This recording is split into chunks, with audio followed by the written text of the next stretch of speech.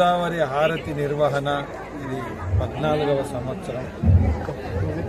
శ్రీ ఉమాభారతి గారి సమక్షంలో ప్రారంభమైనటువంటి ఈ కార్యక్రమం కార్తీక మాసంలో కార్యక్రమం జరుగుతున్నది.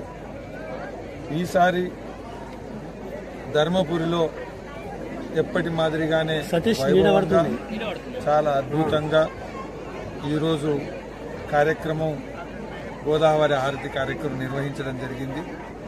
ఈ గోదావరి హారతి కార్యక్రమానికి బర్దీపూర్ ఆశ్రమ దిగంబర సాధు సజీవ సమాధి అయినటువంటి స్థలంలో ఒక విలక్షణమైనటువంటి విశేషమైనటువంటి ఆశ్రమానికి అవధూత మహారాజు గారు, దత్తగిరి ఆశ్రమ మహారాజు గారు, అదేవిధంగా వారి పీఠాధిపతి అయినటువంటి మహామండలేశ్వరులైనటువంటి సిద్ధ పురుషులైనటువంటి వారు ఇద్దరు స్వామీజీలు ఈరోజు ఇక్కడికి వచ్చి అందరి భక్తులను ఆశీర్వదించడం జరిగింది.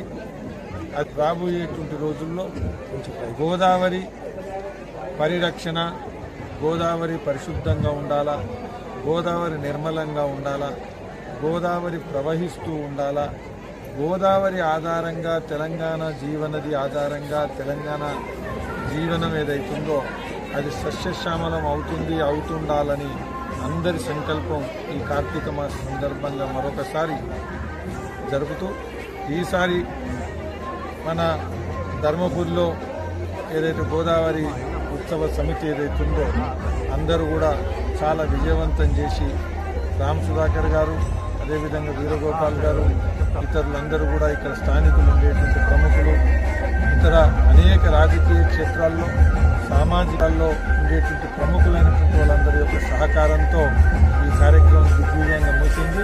ఖచ్చితంగా రాబోయే రోజుల్లో గోదావరి ఎజెండా, గోదావరి పరిరక్షణ ఎజెండా ఇంకా పెరుగుతుంది, పెరగాలని నేను ఆహ్వానిస్తున్నాను.